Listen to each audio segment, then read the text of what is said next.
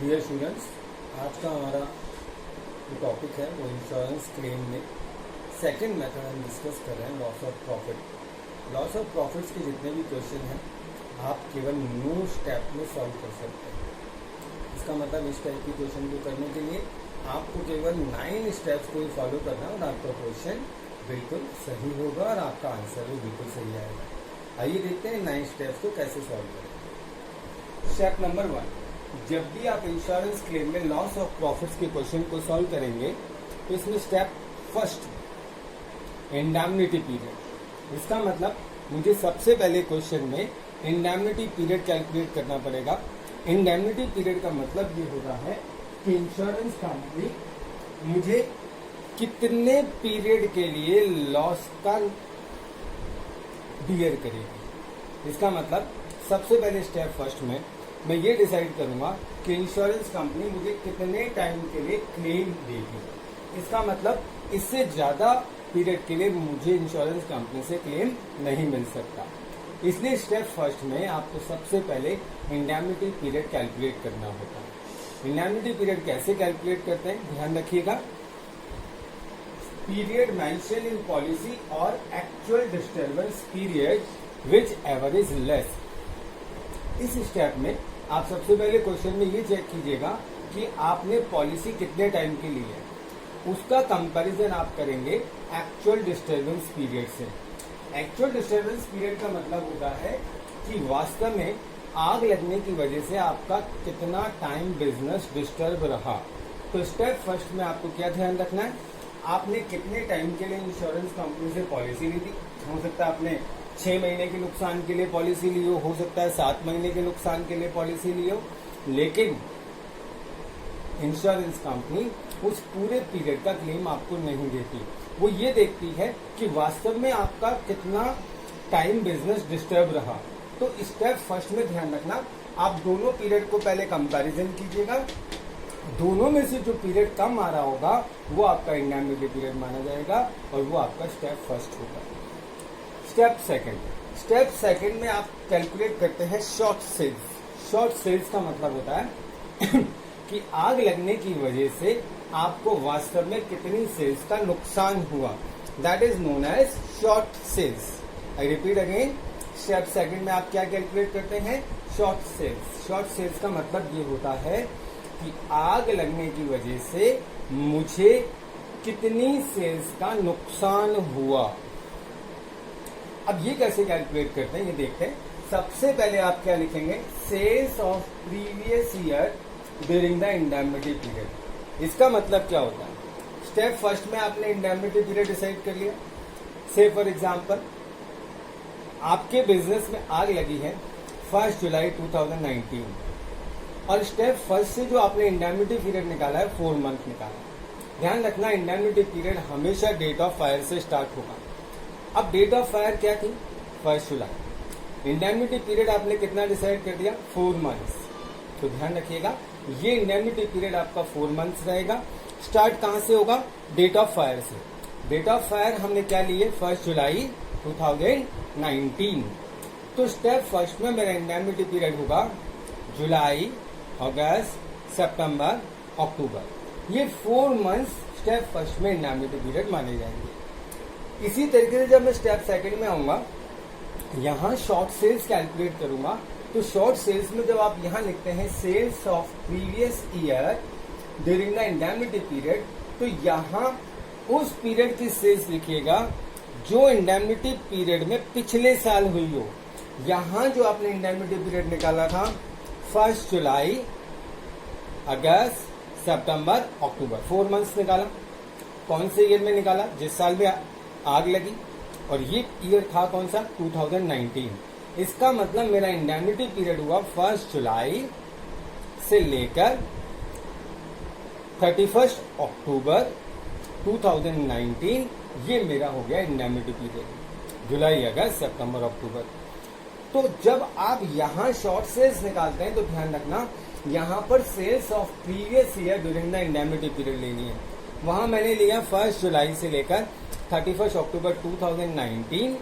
यहां मैं लूंगा 1 जुलाई 2018 से लेकर 31 अक्टूबर 2018। Is it clear? ठीक है, तो ये ध्यान रखना, यहाँ पर जो पीरियड आपने लिया था उसमें केवल यहाँ ईयर चेंज कर देना और वो वाली सेल्स ले लीजिएगा। फिर आप इसमें सेल्स के ट्रेंड को एडजस्ट करेंगे। सेल्स का ट्रेंड आपको जनरली क्वेश्चन में दे रखा होता है कि लास्ट ईयर के कंपैरिजन में सेल इस बार 20% इंक्रीज हो गई या 15% डिक्रीज हो गई। तो जो भी आपको सेल्स का ट्रेंड दे रखा हो यहाँ एडजस्ट कर दीजिएगा।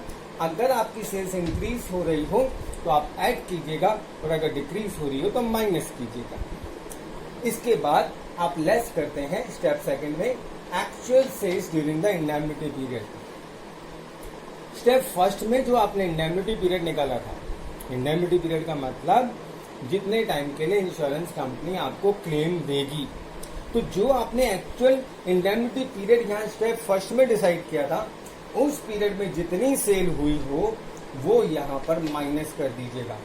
तो एक तरीके से आप स्टेप सेकंड में कर क्या रहे हैं, लास्ट ईयर की सेल्स ले रहे हैं। लास्ट ईयर की सेल्स आपकी इंडेमनिटी पीरियड की ले रहे हैं और उसमें से आपके इंडेमनिटी पीरियड में जितनी एक्चुअल सेल्स हुई है वो आपको माइनस करनी है, जिससे कि आपको क्या पता लग जाएगा, आग लगने की वजह से कितनी सेल्स का आपको नुकसान हुआ, जिसको शॉर्ट सेल्स भी बोला जाता है।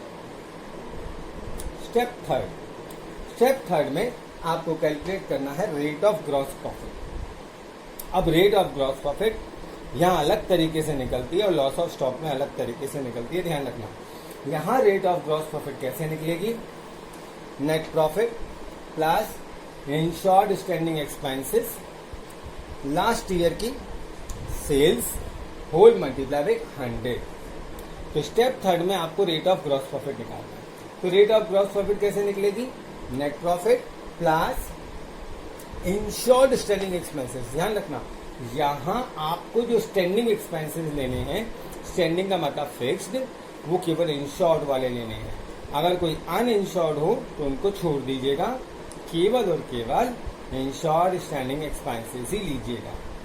डिवाइड करना है आपको सेल्स से। ये सेल्स लेंगे आप प्रीवियस ईयर की, प्रीवियस ईयर का मतलब लास्ट अकाउंटिंग ईयर जो है उसकी लेंगे और उसको 100 से मल्टीप्लाई करेंगे तो रेट ऑफ जीपी आपका परसेंटेज में आ जाएगा। इसके बाद आएगा स्टेप 4। स्टेप 4 में आपको निकालना होता है loss of profit. Loss of profit का मतलब ये होता है कि जब मेरे बिजनेस में आग लगी, मुझे सेल का नुकसान हुआ, शॉर्ट सेल्स हुई, तो उस शॉर्ट सेल्स की वजह से मुझे प्रॉफिट का कितना नुकसान हुआ, that is known as loss of profit. क्योंकि मैंने पॉलिसी किसके लिए ली है, लॉस ऑफ प्रॉफिट के लिए।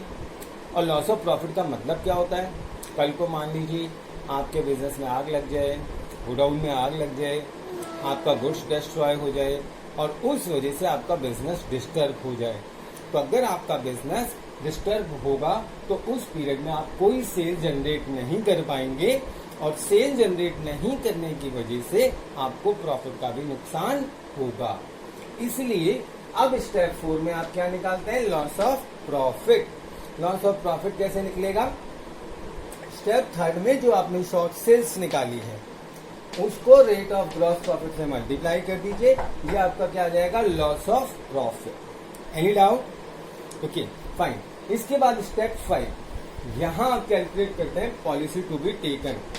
पॉलिसी टू बी टेकन का मतलब क्या होता है, ध्यान रखना, ये चीज वहां पर भी आती है लॉस ऑफ स्टॉक में। लॉस ऑफ स्टॉक में जब आप मेमोरेंडम ट्रेडिंग अकाउंट से क्लोजिंग स्टॉक निकालते हैं डेट ऑफ फायर पर, वो क्लोजिंग स्टॉक माना जाता है पॉलिसी टू बी टेकन, कि मुझे उतने स्टॉक का इंश्योरेंस कराना चाहिए। लेकिन जब आप लॉस ऑफ प्रॉफिट की बात करते हैं तो यहाँ भी वही पॉलिसी टू बी टेकन निकालना है, लेकिन पॉलिसी टू बी टेकन निकालने का तरीका अलग होता है। वो क्या है, सबसे पहले आप लिखेंगे sales of last 12 months just before the date of fire. आग लगने की डेट से जस्ट पहले की 12 मंथ्स की सेल्स। अभी जैसे हमारे क्वेश्चन में हमने डेट ऑफ फायर क्या लिया था, 5 जुलाई 2019, तो 5 जुलाई 2019 से जस्ट पहले के 12 महीने की सेल। ध्यान रखना, यहां मुझे पिछले साल की सेल नहीं लेनी, आग लगने की डेट से पिछले 12 महीने की सेल लेनी है। क्लियर। तो आग लगने की डेट से पिछले 12 मंथ्स की सेल्स ले लीजिए और यहां पर भी आपको सेल्स ट्रेंड एडजस्ट करना पड़ेगा, जो ट्रेंड आपने स्टेप सेकंड में लिया था। स्टेप सेकंड में आपने अपनी सेल्स को एडजस्ट किया था, वहां आइडिया लेस किया था। अगर सेल इंक्रीज हो रही है तो आपने ऐड कर दिया था, डिक्रीज हो रही है तो माइनस कर दिया था। उसी तरीके से ट्रेंड को यहां पर भी एडजस्ट करना पड़ेगा। अगर आपकी सेल इंक्रीज हो रही है तो इस वाली सेल में ऐड कर दीजिएगा, अगर डिक्रीज हो रही है तो इसमें माइनस कर दीजिएगा। इस तरीके से जब आप सेल्स को एडजस्ट कर देते हैं तो उस सेल को बोला जाता है एडजस्टेड एनुअल सेल्स। इस एडजस्टेड एनुअल सेल्स को रेट ऑफ ग्रॉस प्रॉफिट जो आपने स्टेप थर्ड में निकाला था, यहां पर उससे इसको मल्टीप्लाई कर दीजिए तो ये आपका पॉलिसी टू बी टेकन आ जाएगा। क्लियर। अब ध्यान रखना स्टेप नंबर 6, ये मोस्ट इंपॉर्टेंट स्टेप होता है क्योंकि यहां पर गलती होने की, मिस्टेक होने की चांस ज्यादा होती है। तो स्टेप 6 को ध्यान से सॉल्व आपको करना पड़ेगा। स्टेप 6 में आप निकालते हैं क्लेम फॉर एडिशनल एक्सपेंसेस। जैसा कि आप जानते हैं एडिशनल एक्सपेंसेस मैंने आपको बताया भी था, फिर भी एक बार मैं दोबारा बता देता हूं। एडिशनल एक्सपेंसेस का मतलब होता है जब मैं लॉस ऑफ प्रॉफिट के लिए इंश्योरेंस कंपनी से इंश्योरेंस करवाता हूं तो मैं क्या करता हूं कि फ्यूचर को प्रेडिक्ट करता हूं कि कल को मान लीजिए बिजनेस में आग लग जाए, चोरी हो जाए तो कितने टाइम के लिए मेरा बिजनेस डिस्टर्ब रहेगा। हो सकता है जब मेरा बिजनेस डिस्टर्ब रहेगा तो मुझे कहीं और प्लेस लेना पड़े, कोई और जगह रेंट पे लेना पड़े, या ऑडिटोरियम में जाकर मुझे स्टॉल लगानी पड़े, तो वहां पर मुझे एक्स्ट्रा एक्सपेंडिचर करना पड़ेगा। तो मैं क्या करता हूं, जब लॉस ऑफ प्रॉफिट की पॉलिसी लेता हूं तो उसके साथ एडिशनल एक्सपेंसेस के लिए भी इंश्योरेंस कंपनी से पॉलिसी ले सकता हूं। Is it clear. ध्यान रखिएगा। तो यहाँ स्टेप 6 में आपको क्या निकालना है, क्लेम फॉर एडिशनल एक्सपेंसेस। इसको कैसे कैलकुलेट करते हैं, 3 में से जो कम अमाउंट होगा वो एडिशनल एक्सपेंसेस का क्लेम माना जाएगा।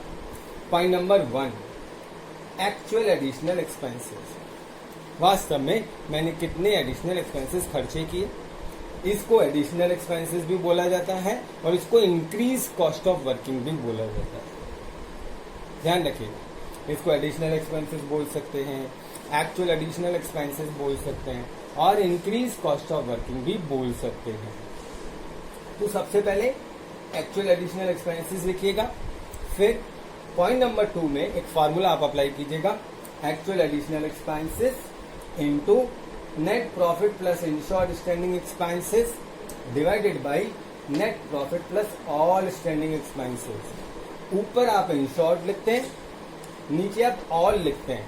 ऑल का मतलब ये होता है insured plus uninsured, insured plus uninsured. Point number 3, profit on increased sales. ये पॉइंट भी मुझे क्वेश्चन में कई बार ढूंढना होता है, पहले मैं इसका मतलब बता देता हूँ। इस पॉइंट नंबर 3 का मतलब ये होता है कि जो वास्तव में मैंने एक्चुअल एडिशनल एक्सपेंसेस किए हैं, इनकी वजह से कितनी सेल मैंने जनरेट की। सपोज बिजनेस में आग लग गई, बिजनेस मेरा 4 महीने के लिए डिस्टर्ब हो गया और मैंने क्या किया, 4 महीने के लिए कोई और जगह किराए पे ले ली।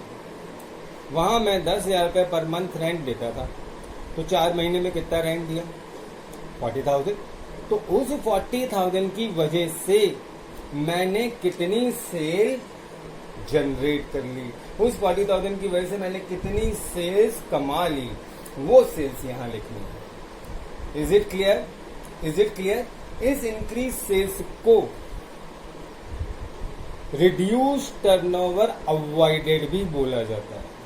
क्या बोला जाता है, रिड्यूस्ड टर्नओवर अवॉइडेड। इसका मतलब मैंने इतनी सेल इन खर्चों की वजह से बचा ली। तो यहां पर आप वो सेल्स लिखेंगे और रेट ऑफ ग्रॉस प्रॉफिट से मल्टीप्लाई कर देंगे। तो अब इन 3 पॉइंट्स में जो कम आएगा वो एडिशनल एक्सपेंसेस का क्लेम माना जाएगा। इसके बाद मैं स्टेप नंबर 7 पे आऊंगा। यहां पर मैं टोटल क्लेम कैलकुलेट करता हूं। टोटल क्लेम का मतलब जो मैंने लॉस ऑफ प्रॉफिट का इंश्योरेंस कराया था वो, प्लस जो मैंने एडिशनल एक्सपेंसेस के लिए इंश्योरेंस कंपनी से क्लेम मांगा वो। तो इसका मतलब ये हुआ लॉस ऑफ प्रॉफिट मैंने निकाला था स्टेप नंबर 4 में, और जो मैंने एडिशनल एक्सपेंसेस का क्लेम निकाला वो निकाला था स्टेप नंबर 6 में। तो यहाँ पर स्टेप नंबर 3 और स्टेप नंबर 6 की वैल्यू लिखनी है और उसका टोटल करना है। ये आपका टोटल क्लेम बन जाएगा। इसका मतलब इंश्योरेंस कंपनी से आपको इतने पैसे मांगे, लेकिन इंश्योरेंस कंपनी आपको पूरे पैसे नहीं देती।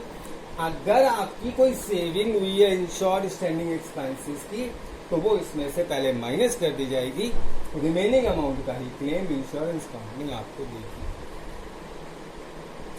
इसके बाद इतना अगर आपने सॉल्व कर लिया तो केवल 2 स्टेप और हैं, उसके बाद आपका क्लेम का अमाउंट निकल जाता है। इसके बाद आता है स्टेप नंबर 8। स्टेप नंबर 8 में आपको अमाउंट ऑफ क्लेम निकालना है। यहाँ सिर्फ आपको सिंपल फार्मूला अडॉप्ट करना है, टोटल क्लेम जो आपने स्टेप नंबर 7 में निकाला इनटू पॉलिसी अमाउंट, वो आपको क्वेश्चन में दे रखा होगा, जिसको सम इंश्योर्ड भी बोला जाता है, और डिवाइड करेंगे पॉलिसी टू बी टेकन से। अब स्टेप नंबर 8 से जो वैल्यू निकल के आई वास्तव में देखा जाए तो वो ही आपके लिए क्लेम का अमाउंट होता है। लेकिन कई बार क्वेश्चन में आपको एक एक्सपेंसेस दे रखा होता है, उस एक्सपेंसेस का नाम होता है expenses of putting the fire of. इसका मतलब ये होता है जिस पर्सन ने इंश्योरेंस कराया है उसने आग बुझाने के लिए कुछ खर्चा किया। तो आप क्या कीजिएगा, स्टेप नंबर 9 पे आइएगा। स्टेप नंबर 9 में आप क्या करेंगे, स्टेप नंबर 8 की जो वैल्यू निकल कर आई वो लिख दीजिए, और आपके बिजनेसमैन ने जो आग बुझाने के लिए जो खर्चा किया वो उसमें ऐड कर दीजिएगा।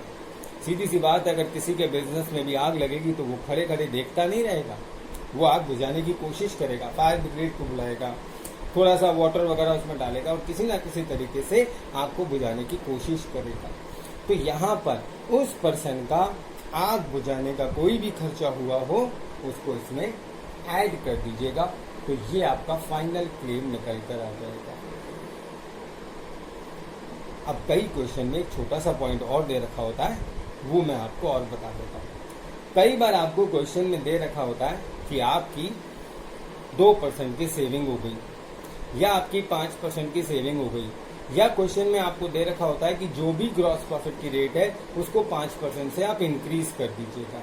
तो उस केस में आप क्या कीजिएगा, जो आपकी rate of gross profit step 3 में निकली, सपोज स्टेप 3 में आपकी rate of gross profit I 25%, और क्वेश्चन में आपको दे रखा है कि आपको किसी सेविंग की वजह से 5% का फायदा हो गया, या आपको क्वेश्चन में दे रखा है कि रेट ऑफ जीपी को 5% से इंक्रीज कर दीजिएगा। तो आप ध्यान रखना, ये जो 25% निकाला है इसमें 5% ऐड कर दीजिएगा, टोटल रेट ऑफ जीपी 30% लेकर ही क्वेश्चन को सॉल्व कीजिएगा। ओके।